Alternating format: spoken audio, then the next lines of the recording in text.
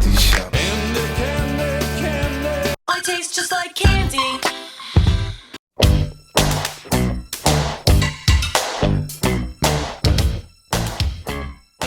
What's up, everybody? Welcome to Ask for Candy, where we talk about healing, self-care, love, sex, relationships, and what it takes to be amazing on the daily.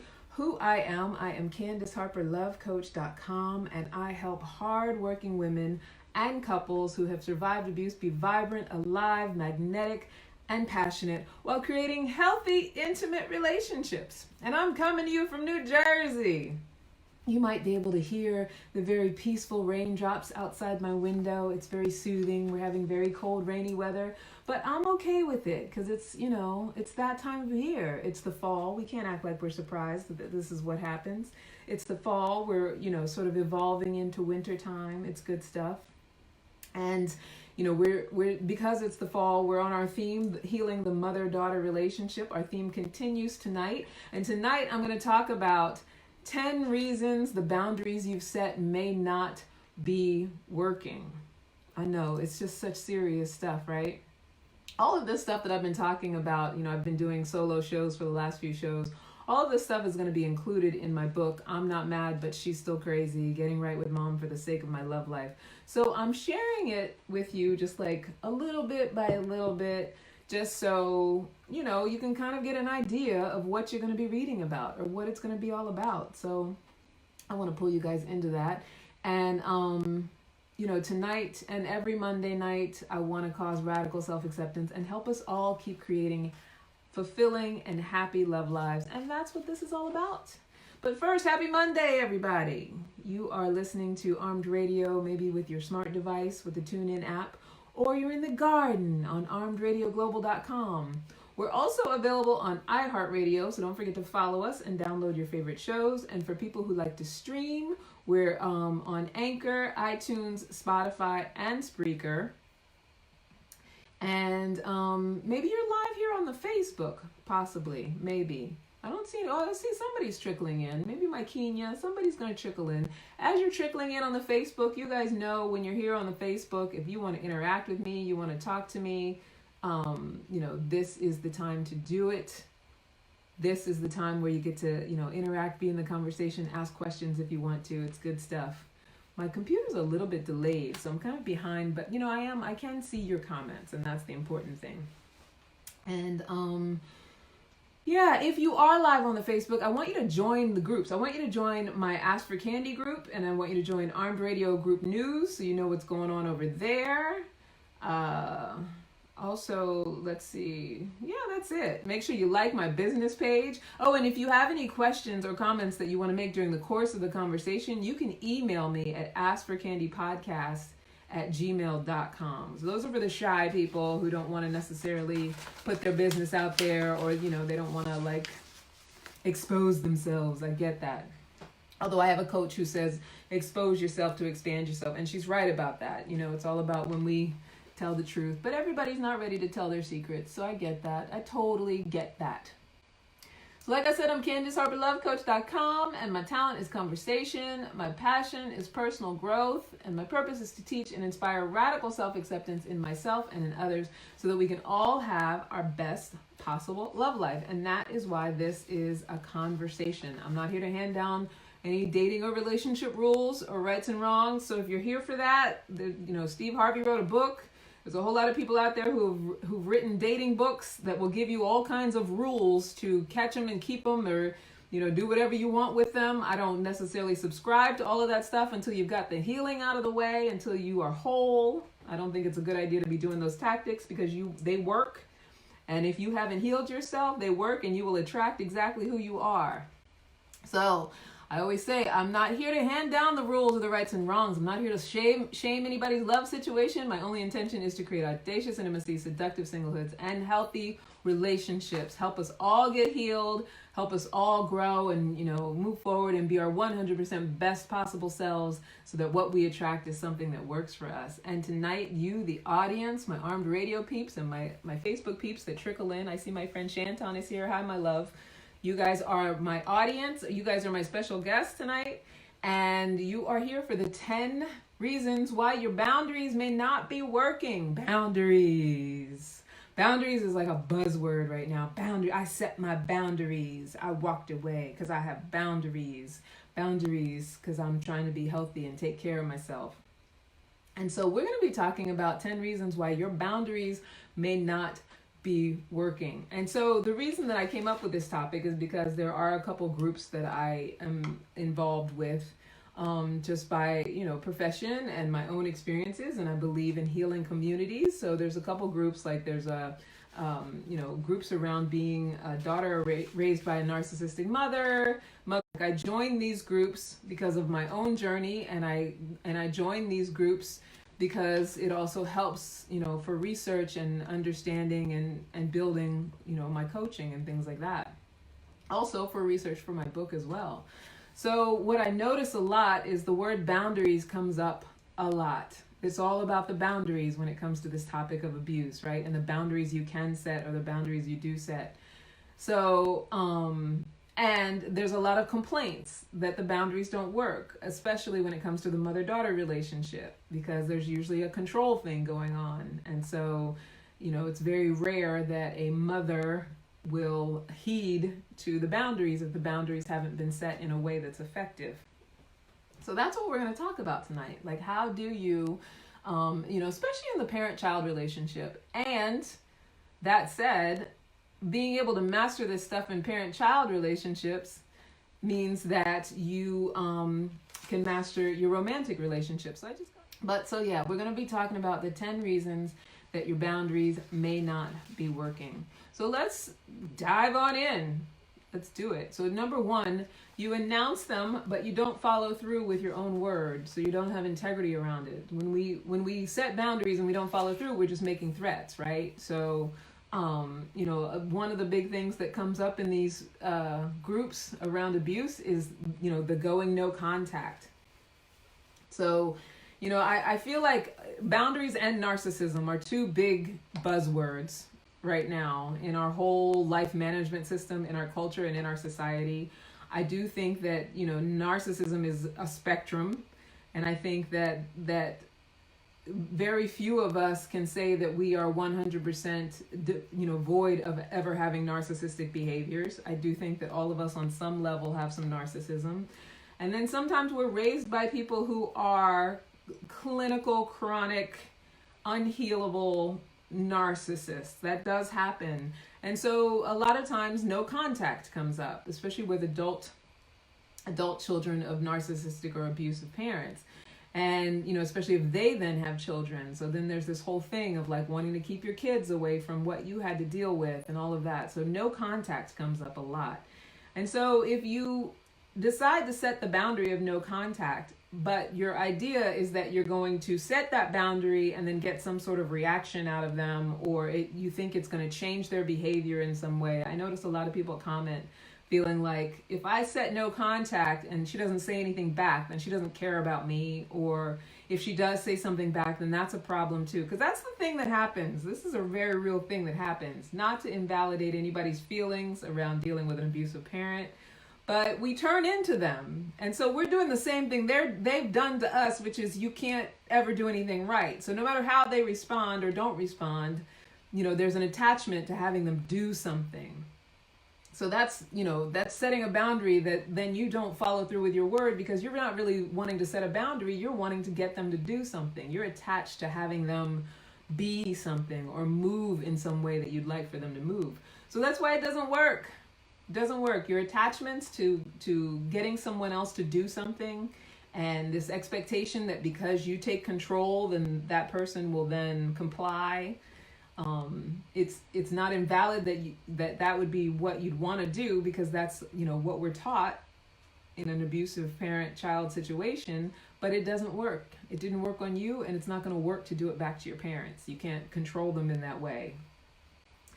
So number 2, you are financially or otherwise dependent on the person that you're also trying to control. So that fits right in with that. So insisting that you go no contact, or that person behave in a way that you want them to behave, or that, and this is for adult children, still living in your parents' house, which I don't judge that at all. But if you're living there, you got to understand that you are relinquishing a level of control over your life.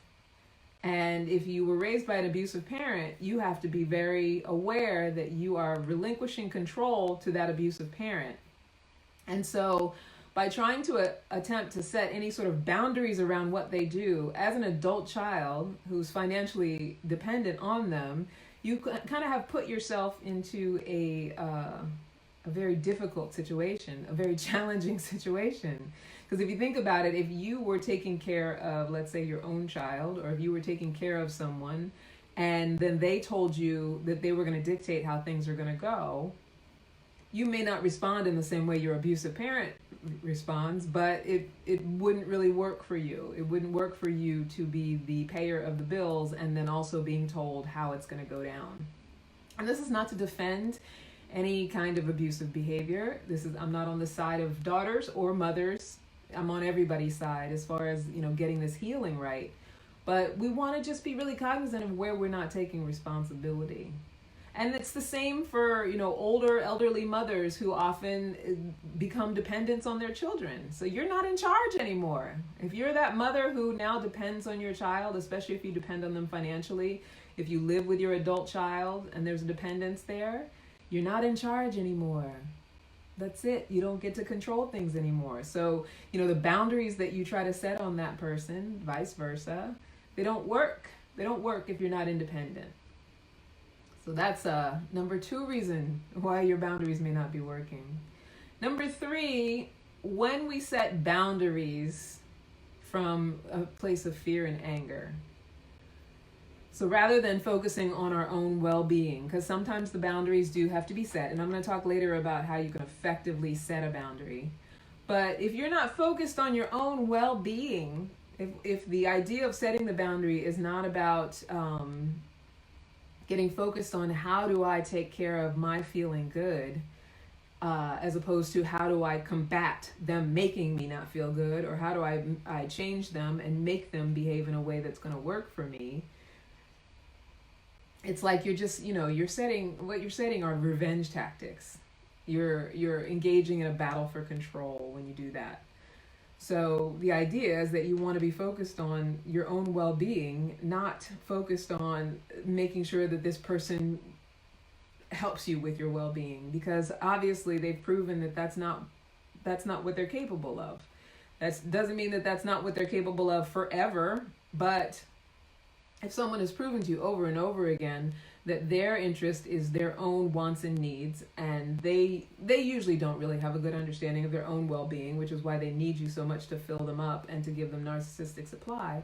But if someone has continually shown you that that's what they're capable of, or that's what they're not capable of, then the onus is on you to take care of your own well-being. And this is what I talk about when I love it when Dr. Shefali says, grow yourself up. That's what growing yourself up is. It's understanding your own well-being. It's understanding your own, creating your own experience so that you show up in a way that works for you, and not allowing what is outside of you to take control and to take over. So that's the point of boundaries, not to get somebody back, or, as a revenge tactic or control tactic, acting out of your fear and your anger. So that fear and that anger needs to be looked at and healed. And I've done a ton of shows about how you heal that, and I'll probably do more in the future as well. So then number 4 reason why your boundaries may not be working. So if you're stewing and you're bubbling over about how much your mother drives you crazy, but you have never calmly communicated what is going on with you. Now, don't get me wrong. I know that there's a lot of relationships out there, mother-daughter relationships, where it's always volatile and there's no space for that. I know that exists, where it's volatility. If you say anything to your mother, there's going to be defensiveness. If you say anything to your daughter, there's going to be defensiveness. And so it feels like there's just absolutely no space for communication and understanding. It feels like that can't even enter into the room when it's like that, right?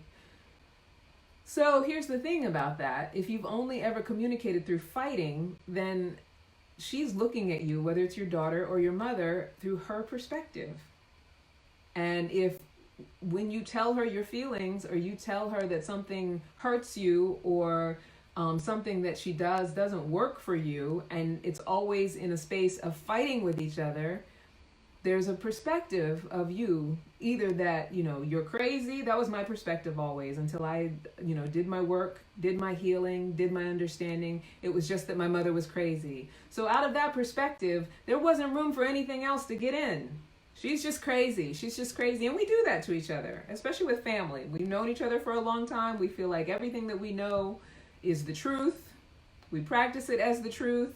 And so, we write that person off. They're just crazy. And in that space, you can't understand the other person's perspective. There's no way to get to a point where you can actually see where each other is coming from, as long as you're just through this lens of like, she's just a crazy person. That's it. She's just selfish. She's just defensive. She's, whatever name you can come up with. And in these groups, these abused daughters groups, there's a million names. It's like the daughters can come up with a million names for their mothers that are not their mother's name. And I get that, because I was in a space like that in my life, many years ago, and maybe not so long ago, but it took going through my healing process to get out of that space. Because you still, when you're doing that, you're still thinking that it's her. That your experience is because of her, and when anything goes wrong, it's because of her. And so, yeah, through that lens, through that perspective, it's impossible to see anything else. It's impossible to come from a place of acceptance and openness and other aspects of that person's personality, and that's the hardest part, right? Is being able to get to that point. So that's a big reason why your boundaries don't work. If you're setting your boundaries through yelling at somebody, if you're setting them, because you're fighting with them, they're not going to work. Number 5, you think that it's a battle and you're trying to win, right? So I mentioned it a little bit before, like you're thinking, yeah, after all those times she controlled me, I finally got her. Like, one thing I notice also on these groups, these abused daughters groups, is there's a lot of vitriol. And I know that it comes from having been raised with it, right? I mean, I hate to get on parents so hard out there, especially since I am not a biological parent. I have a lot of people that I've just adopted and that I take care of and nurture in the way I know how to do. But, I'm not a parenting expert, so I'm not here to tell anybody how to parent. But these young adults especially, but these people, they grow up and they have these ways of treating their parents. And a lot of times what the parents miss is that what they're following is example. They're not following what you told. We don't follow as human beings. It's like, they say monkey see, monkey do. As human beings, we don't follow what our parents say as much as we follow what they do, and as much as we emulate who they are. So if you don't teach your child respect by respecting your child, then you can't turn around when they get to an age where respect is required and think that they're going to understand respecting you. They might understand being afraid of you. They might understand that, you're going to beat them until they behave in a certain way. And so if they behave that way, then, they've placated you. They might even understand manipulating you. But they don't understand what it truly feels like and what it truly means to respect you unless you've taught them by emulation, like by modeling it so they can emulate it, right? So, when these girls, or these women, I should say, in these groups, and, women that I've worked with in mentorship, I used to work with an organization called Unlocking Futures, and it was all about young women who are from at-risk homes and at-risk situations and how to break through that. But, they get so angry, and you can always tell an abused daughter because the anger level is through the roof. And as she gets older, she might get a little calmer. I mean, it could go one of two ways. She either gets worse, or she learns how to stuff it and might get calmer and have just like a little bit of a tick, tick, boom. It may take a little bit, but she can get there. But what it is that I'm emulating what my mother taught me, which is to have a hair trigger temper, to talk to me like I'm worthless or I'm not valuable. Talk to me like how she talks to herself in her own head. So narcissists don't truly love themselves. They just are good at setting up a facade of loving themselves, and that's the whole problem with narcissism. So their inner dialogue is usually pretty harsh. They're usually perfectionists when it comes to themselves. They're usually pretty hard on themselves with their inner dialogue. And so that's what daughters pick up. That's what they emulate in their mother, that inner dialogue of, I have to pretend, I'm not valuable, I'm worthless, so I have to, show it on the outside somehow, whether it's, with my sexuality or with, how many belongings I have, or, just a lot of different ways that we try to show out and just kind of look good on the outside because we haven't taken care of the inside. But we don't know to do that if we're not raised to do that, and if that's not what was modeled for us. And so I say all of that to say, when the adult daughter has been abused and she's so hateful and vitriolic towards her mother, a lot of times mothers don't understand. They don't understand where the hate came from because they don't understand that the way they treated their daughter or communicated with their daughter, even if it was well-intended, and a lot of times, crazy enough, it is.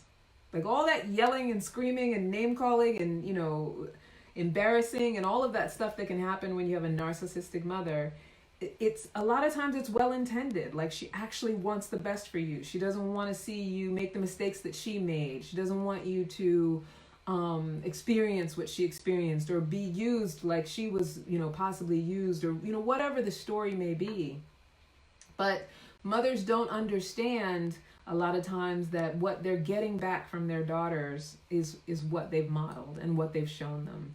And so another reason why a boundary would not work is because it's coming from a vitriolic place of doing battle. Like, I'm giving you back what you've given me all these years. So, Martin Luther King, I think, said you can't drive out the darkness with more darkness. Only light can do that. And it's a difficult thing. I'm not, pretending that it's not. But by showing up the same way as your abuser, whether it's your mother, your father, or whoever, you aren't breaking any cycles. You're basically allowing yourself to become them. So that's why that boundary doesn't work. That's why boundaries don't work when you come from that place. And then number 6, you have no purpose for setting the boundary other than to hurt the person that hurt you. So that's similar to what I was talking about before. But this touches on, let's say it's a no contact situation. If you don't take that no contact period to heal yourself, if the idea of not being in touch with that person isn't about focusing inward and seeing what you need to do in order to heal and strengthen and accept and to love yourself, and if it's really just about, I have to hurt her, I have to hurt her back, I have to get her back, she deserves this, she deserves to not have, get to talk to my children. She deserves to not get to talk to me. After everything that I've done for her, she should know what it feels like to not have me in her life. Like, if that's the mentality of your boundary setting, if that's what's behind it, and only you know, I'm not accusing anybody of anything, only you know what your truth is around it. But if your mentality is that, what you're doing is to get her back, and it's not about taking care of myself, then the boundary is not going to work. It's not going to work because you're engaged in battle. You're engaged in battle with the general who taught you how to go to war. It's not worth it. And if you're the mother, you're engaged in battle with the soldier that you taught. And that's why the cycles are so vicious. The idea here is that if you set a boundary in a relationship, and even if it's a romantic relationship, the idea of setting boundaries is to take care of yourself, to turn inward and do your inner work. And I'm going to talk a little bit, I'm going to give you a few steps for what that means and how you do that when we get to the end. So then the other reason, and as always, I'm fire hosing, I know. All right. So Number seven reason why your boundaries may not be working. So the person that you're dealing with can't see it your way. I mentioned that a little bit about, not being able to see it from your perspective. But while you're busy trying to get this person to understand that you've gone no contact or you want them to behave a certain way, they're perceiving you the same way you're perceiving them. As stubborn, unhelpful, unengaged in the relationship. They're perceiving you in a way that just doesn't work. It doesn't have them, it's not going to have them change any behaviors. It's not going to have them want to smooth out your relationship. Yeah. There's not much else I can say about that one because that's, that's basically the crux of it.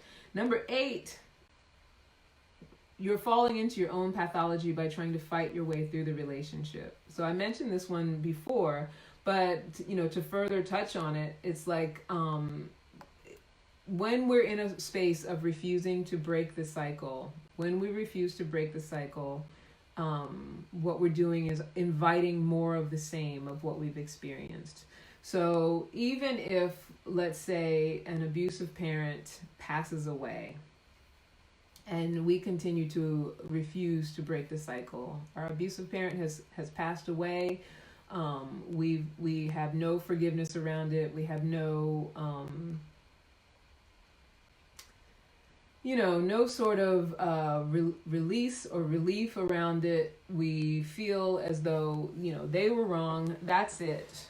And we are still victimized by the trauma of our past.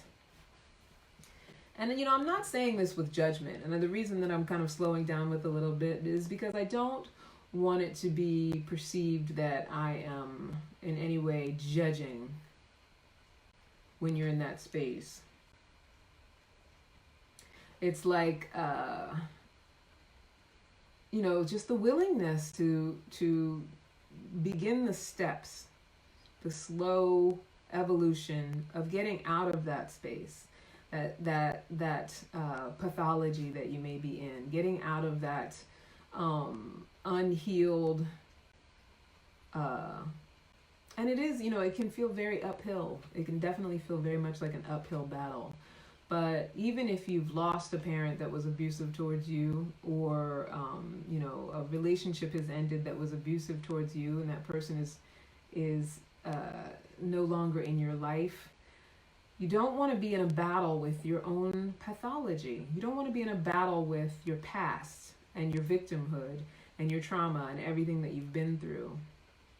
So in as much as, those feelings are valid and, it's not your fault that you've been through it, it's like, what can you do with it? How can you use it to your advantage? How can you heal it? How can you evolve it? How can you change it? Like, that's sort of our purpose and our journey here in this life, is to figure out how we can take these things that happen to us and turn them into things that happened for us.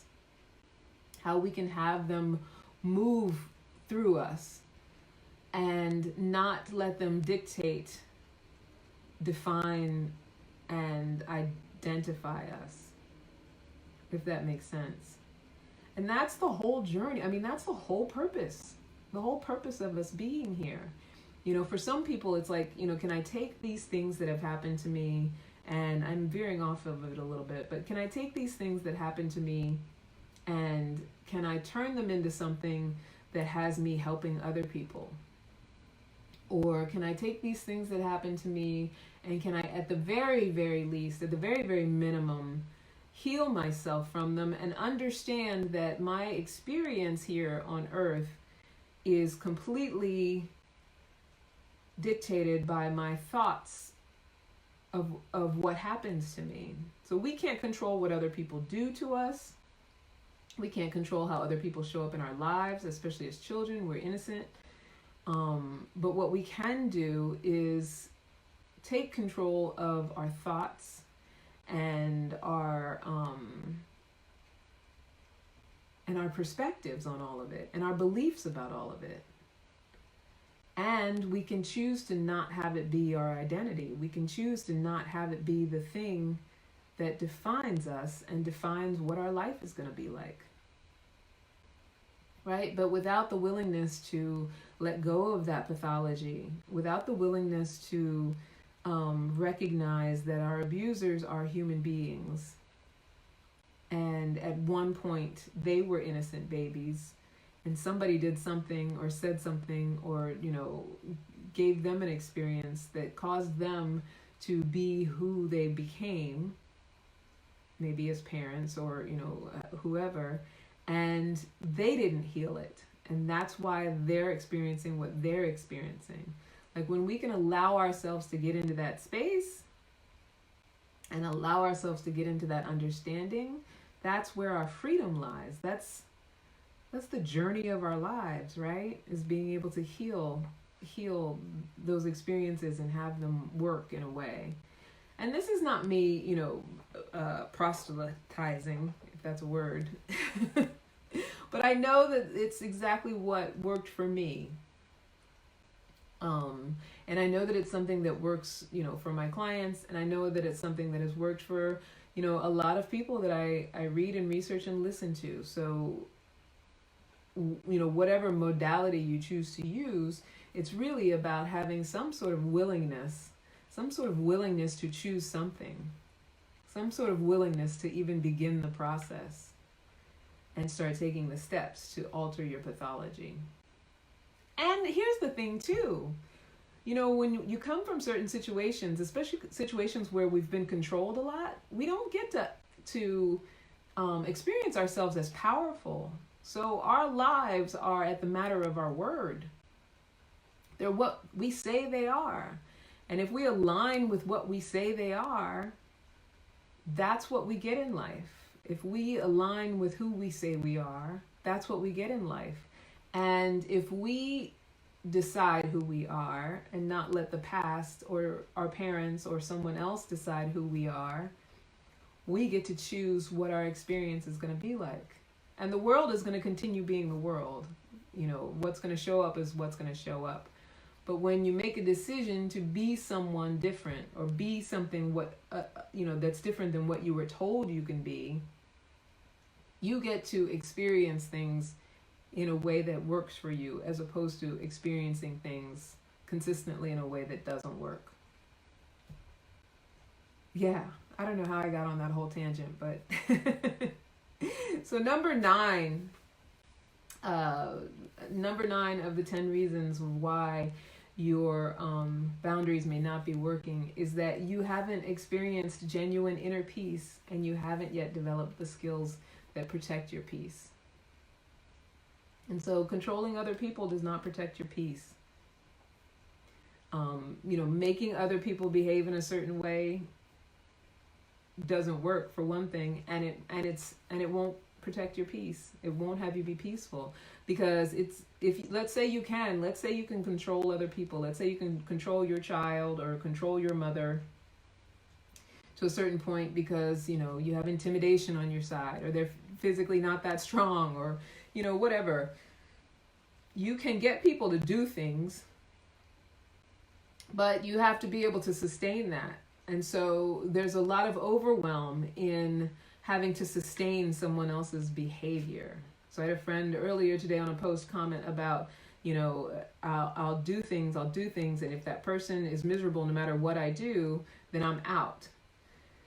So the flawed premise there is that there's things that we need to be doing in order to make someone not miserable, in order to make someone be okay, right?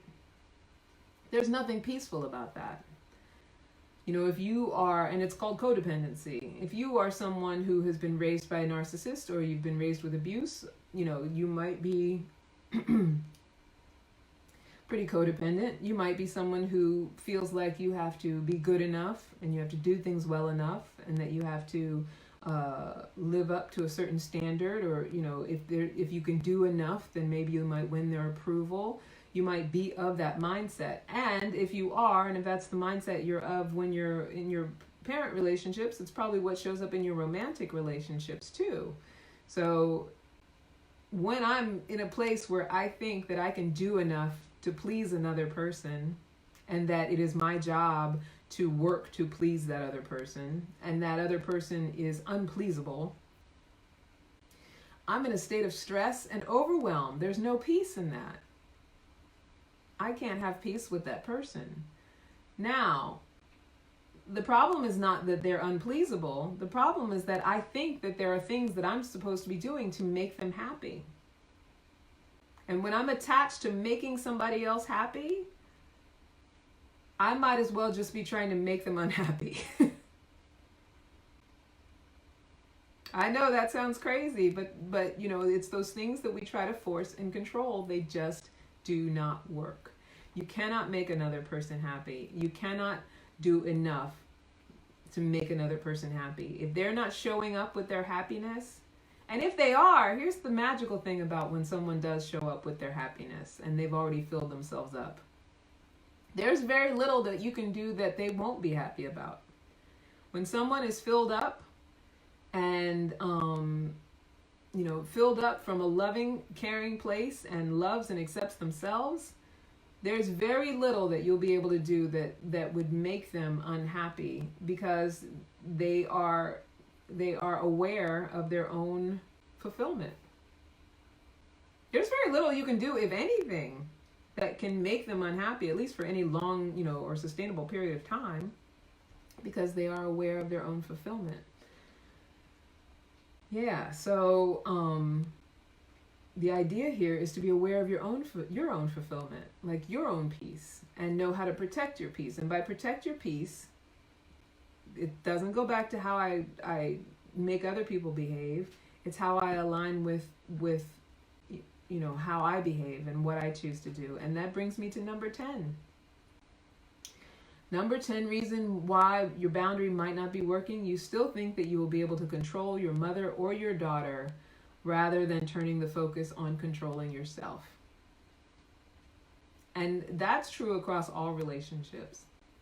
So if you think that boundaries are about setting them on the other person, if you think that it's about making that other person do what you want them to do, your boundaries are absolutely 100% not going to work, because it doesn't work to try to control other people. And if you think that there's anything that you can do to have someone else consistently be a certain way, you are setting yourself up for more abuse and more unhappiness. So, boundaries are self-care, which means that you set them on yourself. They're self-care. Self-care. Boundaries are to be set on me. If I have an issue, if I'm triggered, I have to set the boundaries on myself.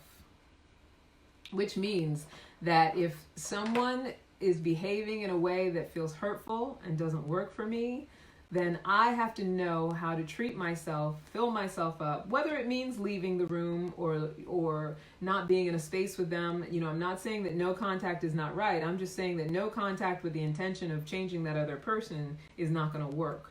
So, but no contact with the intention of changing myself and healing what it is that they're triggering within me, that is what works. You don't have to have any battles with anybody. You don't have to make any grand announcements. You don't have to, move the earth. It's just about being willing to turn inward to what you can control. It means that you don't engage, align, or give your energy to anything that disturbs your well-being. You do not have to engage, align, or give your energy to anything that disturbs your well-being.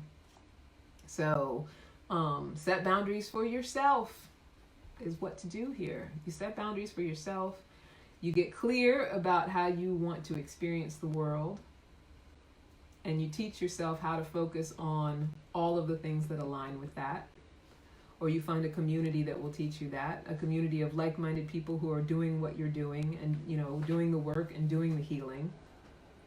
And you align with setting boundaries for yourself. You align with, what is it that I need to do in this moment to take care of myself? When someone else, whether it be your mother, your father, your lover, your sister, whoever, is, spinning out of control or treating you in a way that's hurtful and it's triggering you, the very first question is, what do I need to do to take care of myself in this? Do I need to walk out?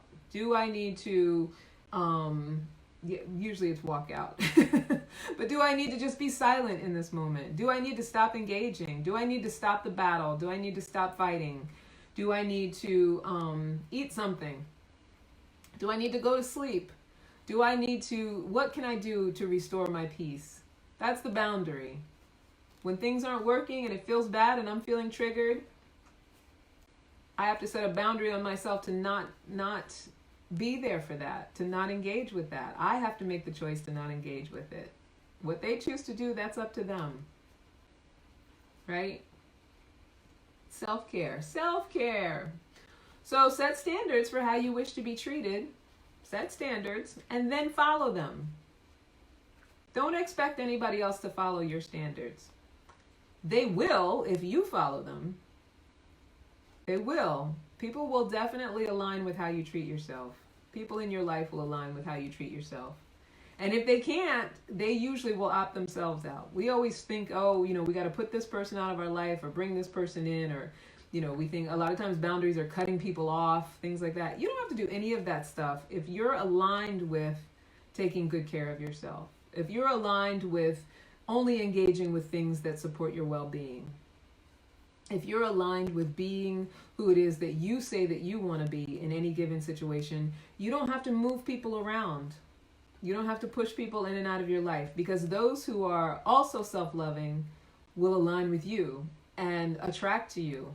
But those who are not, and you might sometimes attract people who are not, but they can't stay long. They can't be around for it. They can't, they can't deal with it. So set your standards for how you wish to be treated, and then follow your standards. If you know that you don't want to be screamed or yelled at, then don't be there for that. And if that means that you got to get financially independent, if that means that you have to, figure out whatever next steps to find your own corner of the world, if that means that you have to do whatever it is you need to do, that triggering is letting you know that it is time to take care of your well-being, because your well-being comes first. Without your well-being, you have nothing else. Right? So then another way to take care of your own well-being, and I say this, the F word, all the time, and sometimes people get a little bit antsy around it because we talk about the myths and misconceptions around the F word, is to forgive the past so that you can start fresh and leave that abuse where it belongs. Leave all that trauma where it belongs. Back behind you. It's going to dissipate back there because the past doesn't exist anymore. Even the worst of the past, it doesn't exist anymore. 5 minutes ago, it doesn't exist anymore. Right? So part of, really taking care of yourself and setting the boundary, set the boundary of not letting resentment take up any more bandwidth in your mind. That's a great boundary to set. Don't let hatreds or resentments or just leftover negative feelings, don't let them have any more of your brain space. Don't let them have any more of your heart space. That's a good boundary to set for yourself. And then the last is to accept your life's journey and focus on how you can use it to your benefit every day. Because that's what it comes down to, is focusing on your life's journey, feeling good, taking care of yourself, making sure your well-being is in order. And I know for, a lot of the parents and stuff out there, they're like, oh, but I got to do this. I got to take care of my kid. I got to do that. Some of us are, sandwiched in between elderly parents and kids and all of that stuff. But if you're not taking care of yourself and your own well-being, if you're not finding that time and constantly putting yourself last and constantly in a space of trying to control everybody and, hoping that they'll appreciate it, hoping that they'll do better and be okay behind you, trying to fill them up from your empty vessel, I would bet, and you can tell me if I'm wrong when you're watching this later, if you're watching this on the YouTube, you can comment down below. If you're watching this on the Facebook, you can comment, later on or whatever. I would bet that if you're that person, you're probably in a state of overwhelm and not feeling very good about yourself.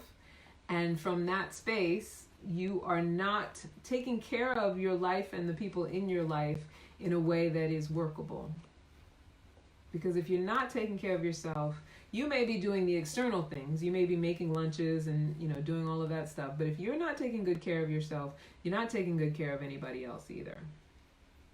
And I know that that's not some great revelation, but this is the reason why this stuff is so important, and why it's so important to find this self-love and this understanding of what is possible. People keep talking about boundaries, narcissism. They're like buzzwords now. So like, how do we actually heal it? How do we actually make a difference? It's willingness. It's willingness, right? It's so much. It's just so much to deal with, this life stuff. And already we're at 50. It went by so fast.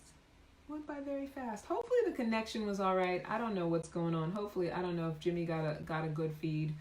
I do have a couple things coming up. Next week, I have Lindsay Weisner, who's a therapist, and we're going to be talking more about this mother-daughter healing stuff, and we'll come up with some really good topic around it.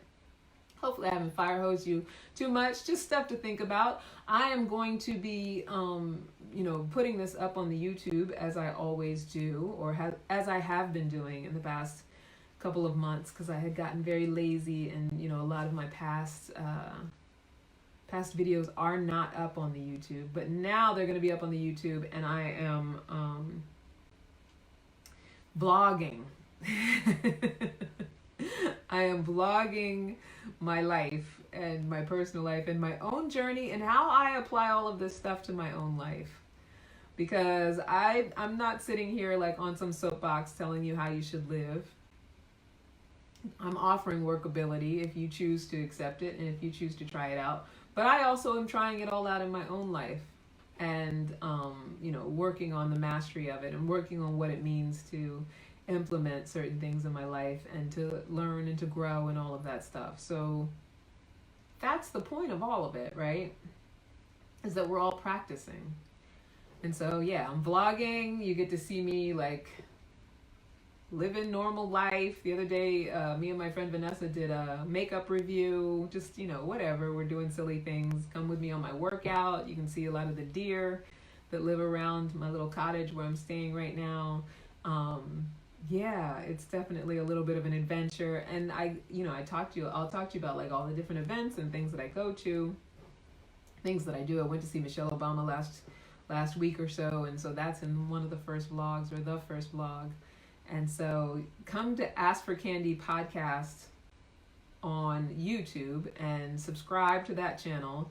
And you'll be able to watch these in the edited version. You'll get to, watch whatever, interact, leave comments, and I will respond. So that's that. It's already 8:53, and my book, I'm Not Mad, But She's Still Crazy, Getting Right with Mom for the Sake of My Love Life. This book is for mothers and daughters. It's for all the abused daughters out there. It's for all the abusive mothers who are abused daughters. I'm sure that's how you identify yourselves. And, if not, that's okay too. But it's for us to check it out, read it, and, see what kind of nuggets and what's there for you. And that is not available just yet, but I'm working on it. I'm almost done with it. It's upcoming. The idea is that it's going to be available for sale by February 2020. I'm almost done with the first couple of drafts, or I'm on like the second editing draft and still adding more, all that good stuff. The other thing is the Epic Intensive. If you are an abused daughter raised by an abused daughter, coming up is registration for the Epic Intensive, and that's going to be opening up in January, or we're going to be starting in January, so you want to get registered now. But if you follow the link on my business page, Candace Harper Love Coach, you can get a free discovery call where we sit and talk about what the Epic Intensive actually is. And Epic stands for Empowering Practices for Intimate Connections. The focus of the Epic Intensive will be getting right with mom for the sake of your love life, honey. It's good stuff.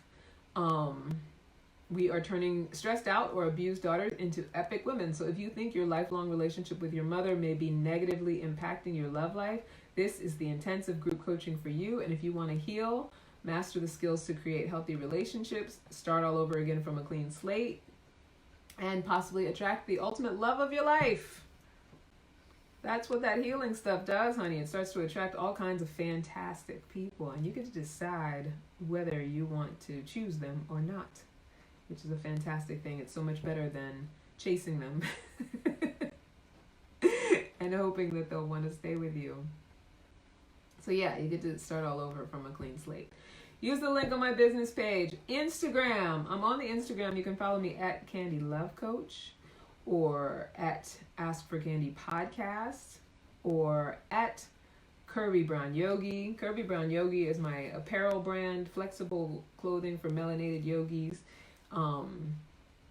And that's a fun thing. Check me out on Curvy Brown Yogi, because the holidays are coming, and if you want some gifts for Christmas, a lot of cute t-shirts and things like that. And I think that that's it. We're at 8:57 already. Until next time, never forget that you are a love machine. If you ever start to feel like you aren't getting the love you need, just make more and then ask for candy. Thank you, everybody. If you come later on the Facebook and you're watching on the Facebook, thank you so much for watching. Thank you for being here. Thank you for another really fun night. And I have had a great time. And I hope that you have had a great time too. All right? So take care of yourself. Candy, I call my sugar.